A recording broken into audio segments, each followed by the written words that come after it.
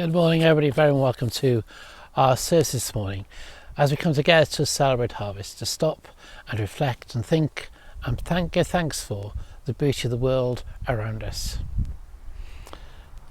We begin with our opening prayer.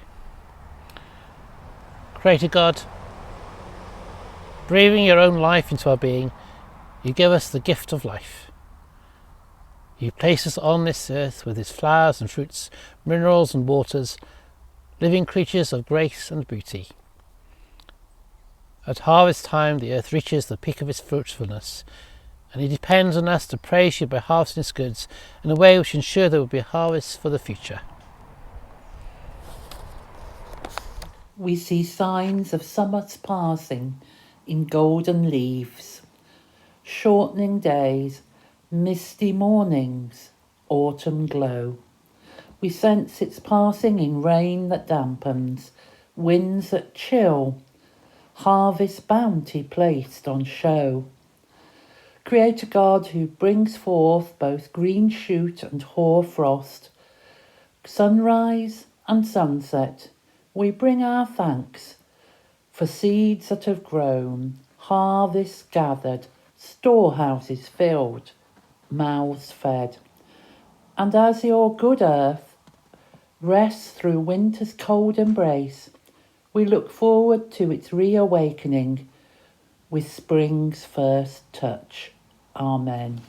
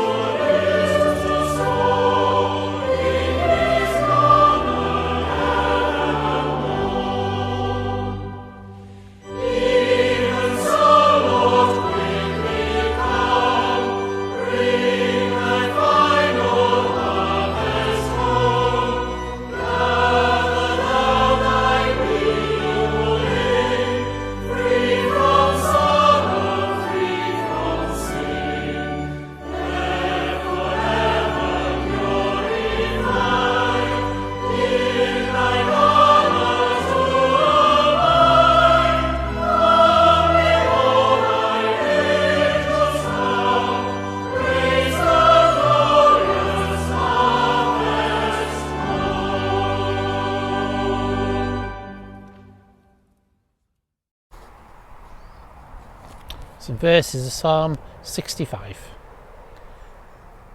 You crown the year with your goodness, and your paths overflow with plenty. May the pastures of the wilderness flow with goodness, and the hills be girded with joy. May the meadows be clothed with flocks of sheep, and the valleys stand so thick with corn that they shall laugh and sing.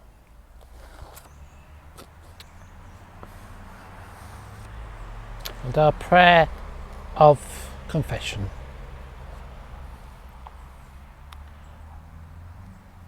When we are unkind to people, we forget that they are God's children. When we are careless of the beasts and forget they are God's creation. When we ill-treat the land and forget it is the splendour of God. Forgive us, O God of love, and reconcile us to yourself, to one another and to the creation.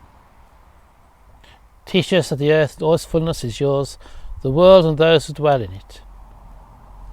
Remind us too that your Son enjoyed the fruits of harvest in Galilee, and joined us now as we celebrate your good gifts together. Call us yet again to safeguard the gift of life, now and forever. Amen.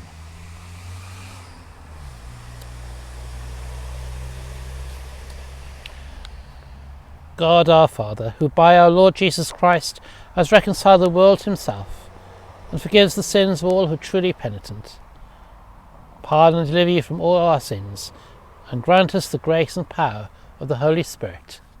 Amen.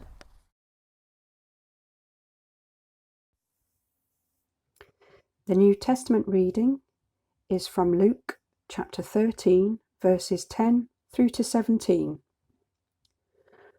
On a Sabbath, Jesus was teaching in one of the synagogues, and a woman was there who had been crippled by a spirit for 18 years. She was bent over and could not straighten up at all. When Jesus saw her, he called her forward and said to her, "Woman, you are set free from your infirmity." Then he put his hands on her, and immediately she straightened up and praised God. Indignant because Jesus had healed on the Sabbath, the synagogue leader said to the people, "There are 6 days for work, so come and be healed on those days, not on the Sabbath." The Lord answered him, "You hypocrites! Doesn't each of you on the Sabbath untie your ox or donkey from the stall and lead it out to give it water? Then should not this woman, a daughter of Abraham, whom Satan has kept bound for 18 long years, be set free on the Sabbath day from what bound her?" When he said this, all his opponents were humiliated, but the people were delighted with all the wonderful things he was doing. Here is the word of the Lord.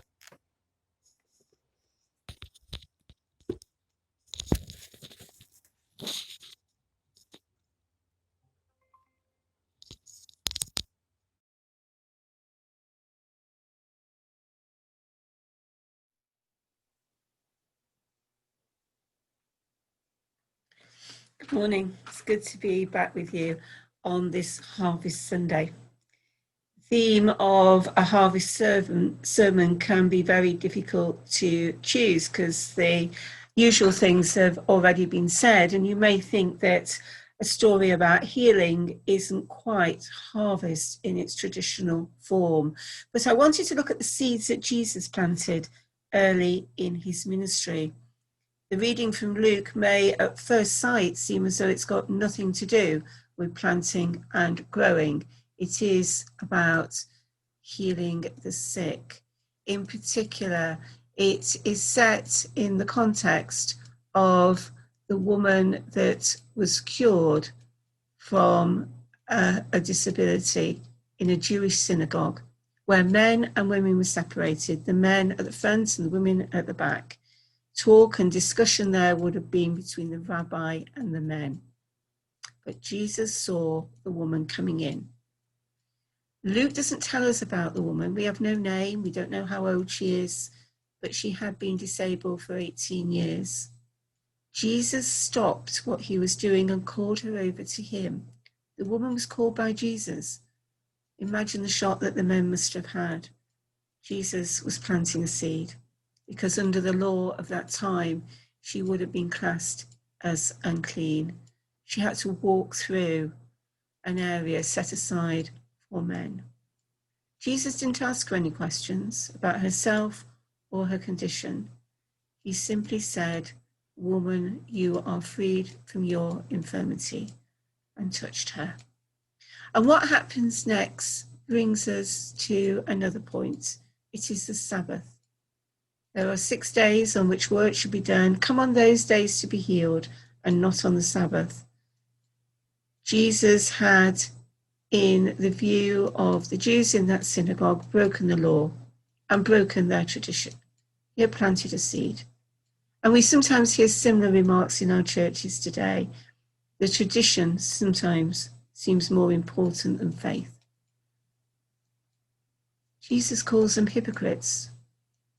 Do not each of you untie your ox or your ass from the manger and lead it to water. The double standards, where tradition and blind obedience to the law were more important than God's message. Then Jesus plants yet another seed, because he calls or describes the woman as one of Abraham's daughters. Nowhere else in the Bible is that term used, but we hear sons of Abraham. The woman is free. She's not cured. The word cure isn't used. It is a freedom from her condition. The same freedom that a slave would have when set free, or a prisoner.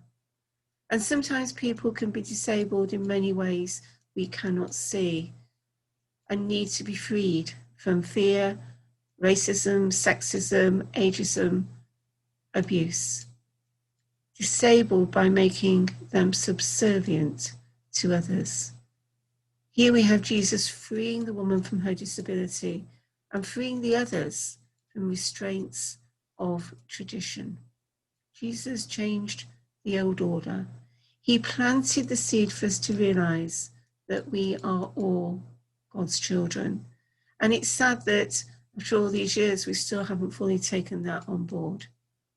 It's not much use just throwing seeds around and hoping that they will take hold. They have to be cared for and watered and nurtured. We have to help to bring seeds on to growth. We have to help people grow in their faith. And what about parts of the world where terror, famine, or disease is choking any seeds of hope?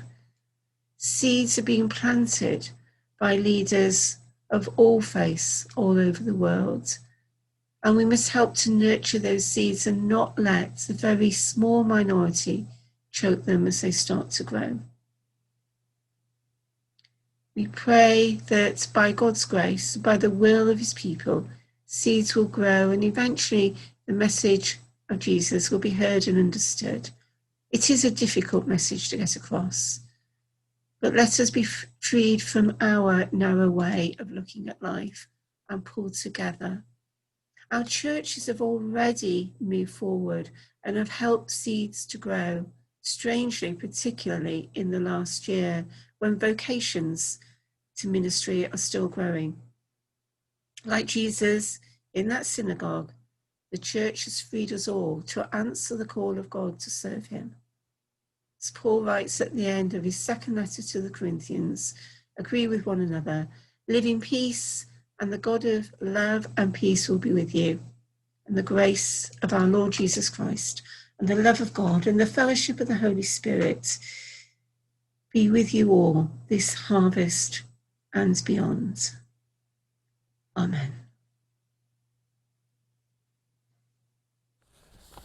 And our harvest affirmation of faith. We believe that creation is a gift of God, an expression of our Creator's goodness. We believe that as human beings we are part of this creation, and that we share in a special way in the creative power of God. We believe the resources of our land and waters and air are precious gifts from our Creator, to be used and looked after with loving care. We believe there is a rhythm to God's creation, like a drum beat. When we lose the beat or the drum is damaged, the music is out of tune.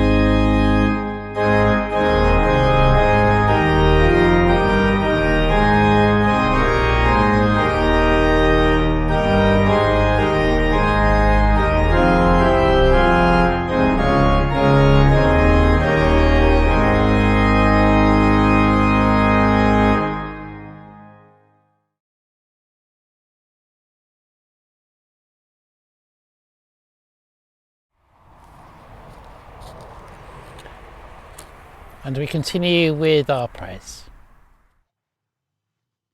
Let us pray for the Church and the world and those we love. You are the Lord of the harvest, the provider of all things good in our world. We are lucky enough to have food on our tables and people we love and who love us in our lives. King of glory, the eternal Son of the Father, we thank you for your gifts to us. Help us to treat them wisely. When I say God of life, please respond with, hear our prayer. Let us pray to God the Almighty, the King of creation. The God of life, hear our prayer. God said, let there be light. Eternal God, we thank you for your light and your truth. We praise you for your fatherly care in creating a universe which proclaims your glory. Inspire us to worship you, the creator of all, and let your light shine upon the world. God of life, hear our prayer. God said, let there be a firmament in the midst of the heavens. We thank you for the vastness of the universe and the mysteries of space. We pray for all scientists and astronomers who extend the boundaries of our knowledge. As we contemplate the wonder of the heavens, confirm us in the truth that every human being is known and loved by you. God of life, hear our prayer. God said, let the waters be gathered together and let dry land appear. We thank you for the beauty of the earth, for the diversity of land and sea, for the resources of the earth. Give us the will to cherish this planet and to use its riches for the good and welfare of all. God of life, hear our prayer. God said, let there be lights in the sky to separate the day and the night. We thank you for the warmth of the sun, the light of the moon, the glory of the stars. We praise you for the formations of clouds, the radiation of dawn and sunset. Save us from wasting or abusing the energy on which all life depends. Open our eyes to behold your beauty and our lips to praise your name. God of life, hear our prayer.